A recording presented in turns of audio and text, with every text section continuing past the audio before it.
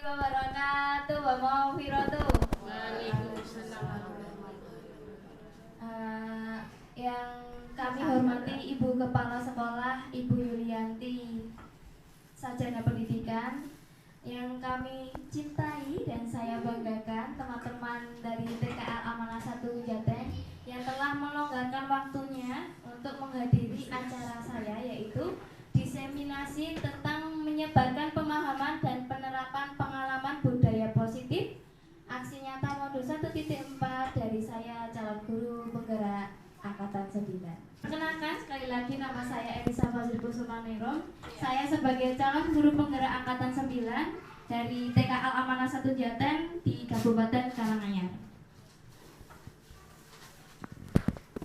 Saya akan memaparkan beberapa konsep tentang budaya positif. Berarti budaya yang tentang positif itu pastinya tentang kebaikan, ya.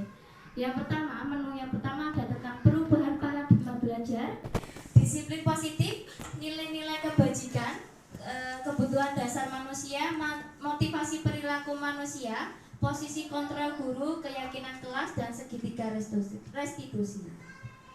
Pembelajaran dengan paradigma baru. Maksudnya apa, Bu Guru? Pembelajaran yang berorientasi pada penguatan kompetensi dan pengembangan karakter yang sesuai dengan dimensi profil pelajar Pancasila. Maksudnya kita pembelajarannya itu yang kemarin itu tentang KTSP berubah menjadi KUMER. KUMER itu identik tentang dimensi profil pelajar Pancasila. Coba sebutkan teman-teman 6 dimensinya. Beriman dan bertakwa, Tuhan Yang Maha Esa. Kemudian berkebinekaan global, kemudian gotong royong, kreatif, bernalar kritis, mandiri. Ini semua guru itu harus paham 6 dimensi itu biar bisa apa mengerjakan di proyeknya, karena proyek itu membahas tentang 6 dimensi. Selanjutnya tentang miskonsepsi tentang teori kontrol. Sebagian guru pastinya memiliki tentang miskomunikasi, miskonsepsi tentang apa? Guru biasanya itu memiliki ilusi untuk guru untuk mengontrol murid. Pasti kan guru kita pengennya mengontrol murid, ya. Namanya itu apa, Bu Guru? Berarti nggak merdeka karena kita mengontrol murid. Ilusi bahwa kritik dan membuat rasa bersalah mampu menguatkan karakter. Apakah itu memerdekakan murid? Tidak. Kemudian ilusi bahwa orang dewasa berhak memaksa anak ini. Berarti semua penguatan positif, efektif, dan bermanfaat. Jadi ini kita miskonsepsi dari boleh mengontrol anak, kemudian memaksa, kemudian mengkritik sehingga anak merasa bersalah. Jadi itu dibuang, di miskonsepsi itu diubah menjadi merdeka belajar. Mengubah paradigma stimulus respon ke pendekatan teori kontrol. Nah, ini respon, ini teori kontrol. Kita mengubah menjadi teori kontrol. Kita mencoba mengubah orang agar berpandangan sama dengan kita. Berarti apa, Bu? Memaksakan atau pokoknya pandanganmu kudu padha karo dhewe. Nek teori kontrol kita punya pilihan. Kita berusaha memahami pandangan orang lain tentang dunia. Berarti kita belajar memahami. Perilaku buruk dilihat sebagai suatu kesalahan. Wong ki nek nggawe 10 kebaikan nek wis gawe 1 kesalahan mesti deloke salah terus. Jadi semua perilaku memiliki tujuan. Orang ki nek dilihat kok kuwi salah. Baik iki dhek duwe tujuan. Belum tentu dhek iki salah, baik nglakoni kebenaran gitu loh. Orang lain bisa mengontrol saya. Nek pilihannya hanya ada yang bisa mengontrol diri Anda. Pemaksaan ada pada saat bujukan gagal. Kolaborasi dan konsensus menciptakan pilihan-pilihan baru. Model berpikir menang, model berpikir menang-menang. Jadi ada ini egois butuh menang, ini sportif gitu. Next, kita akan menciptakan disiplin positif. Dalam budaya kita, makna kata disiplin telah berubah menjadi sesuatu yang dilakukan seseorang pada orang lain untuk mendapatkan kepatuhan. Adewe iki golek disipline anak iki ben patuh ta intine. Kita cenderung menghubungkan kata disiplin dengan ketika orang untuk mengontrol perilakunya dalam kesadaran dan bertanggung jawab dan tindakannya sebagai wujud menghormati diri sendiri dan orang lain. Nah, tugasnya menuntun anak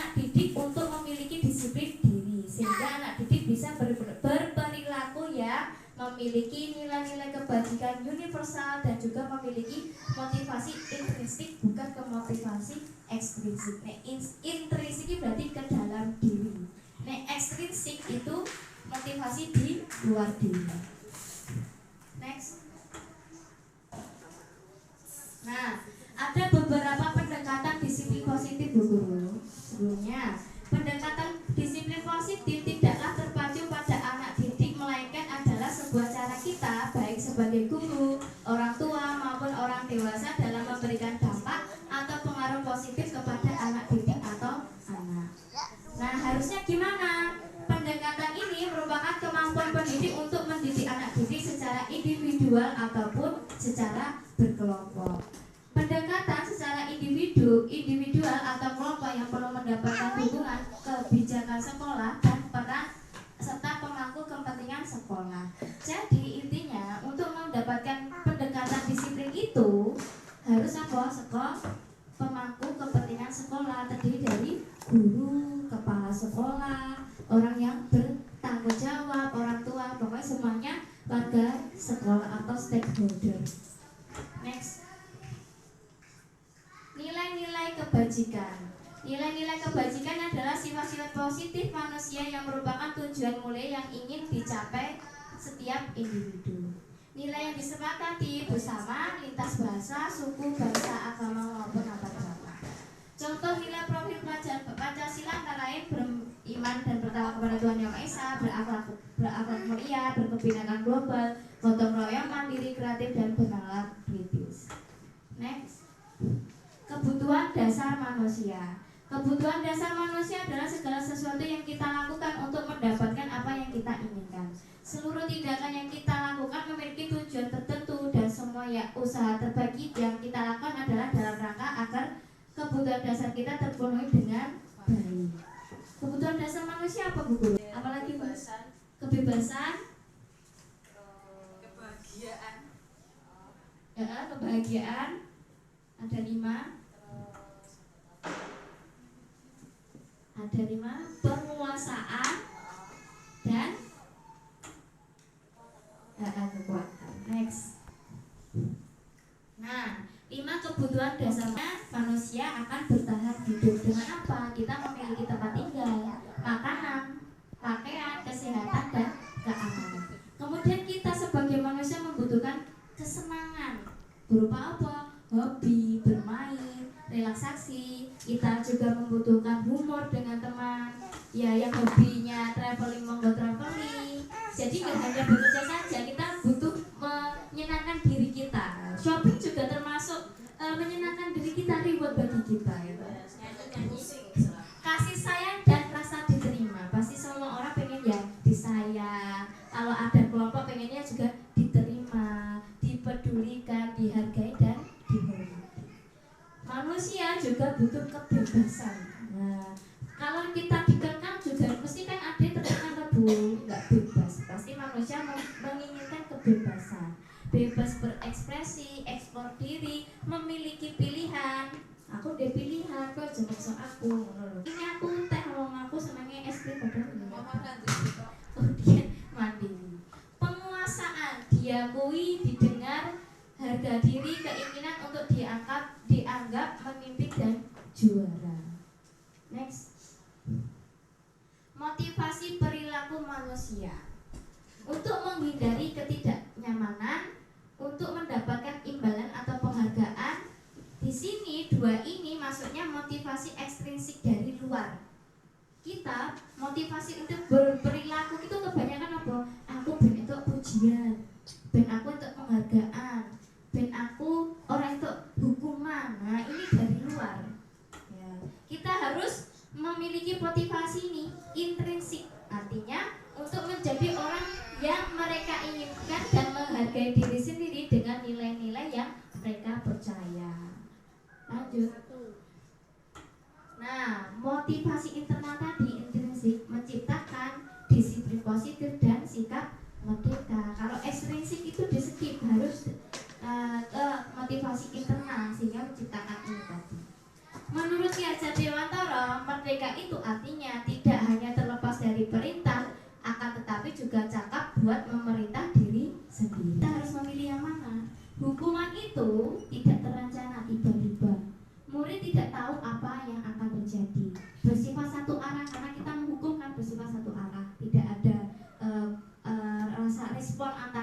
kedua belah pihak. Kemudian berupa hukuman fisik. Kemudian konsekuensi terencana ini maksudnya kalau konsekuensi biasanya sekolah itu kan punya peraturan. Kalau tidak memakai jilbab namanya ya, baju seragam ya, terus ada konsekuensinya, dapat buku konsekuensinya menulis kata maaf mungkin seperti itu.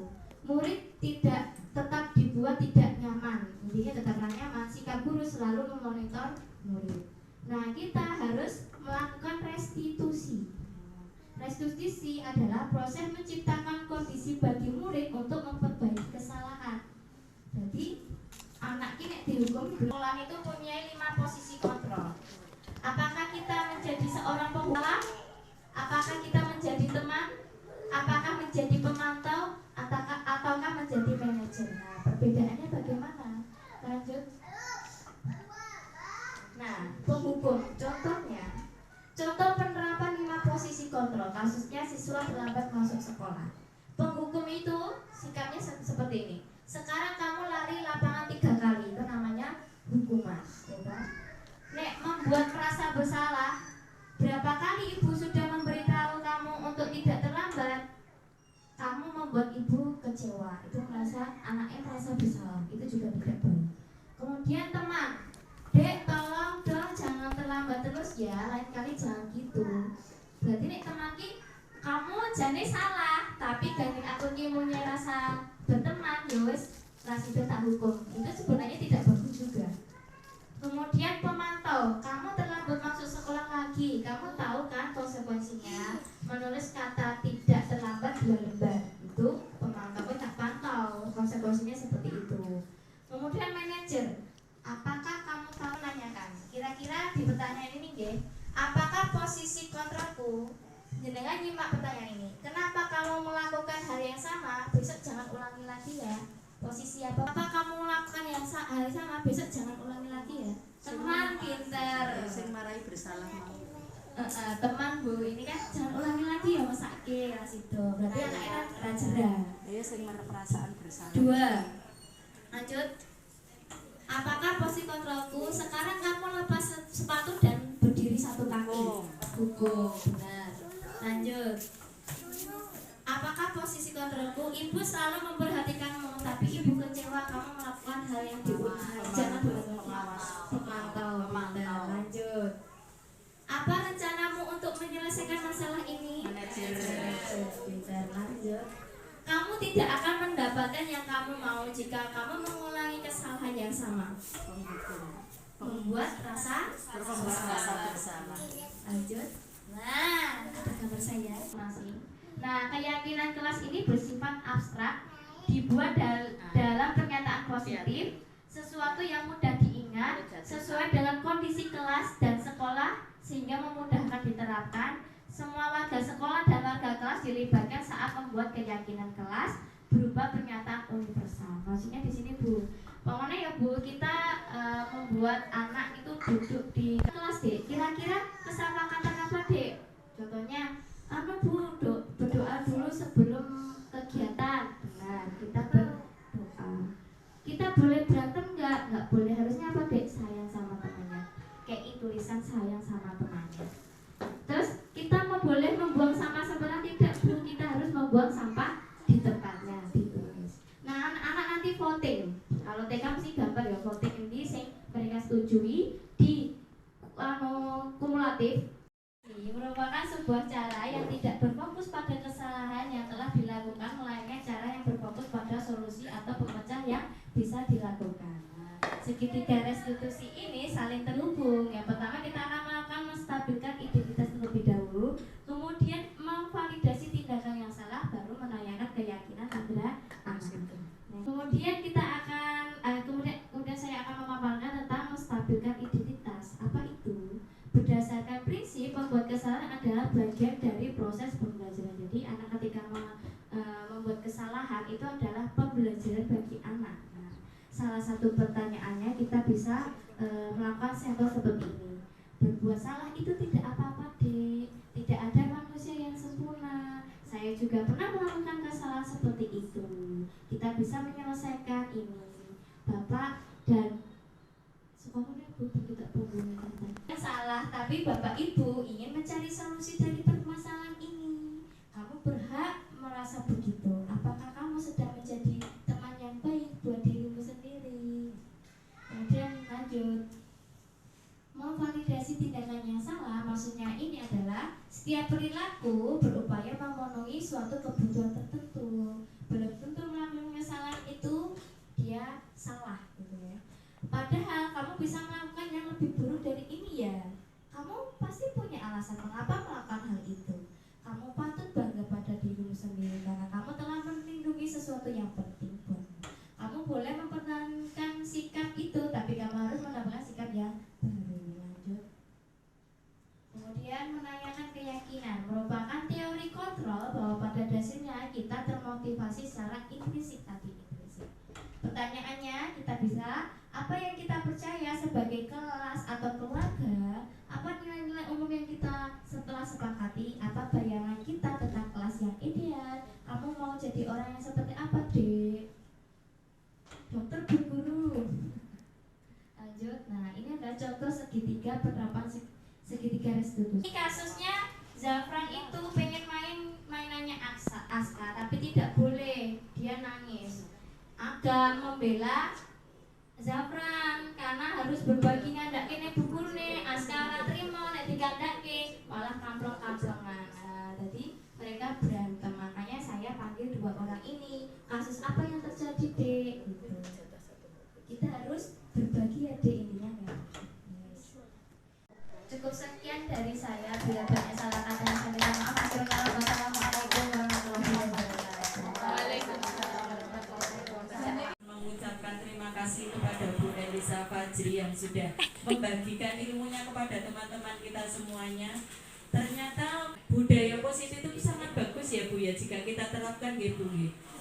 Setuju Bu? Setuju. Kita terapkan ya Bu. Bagus.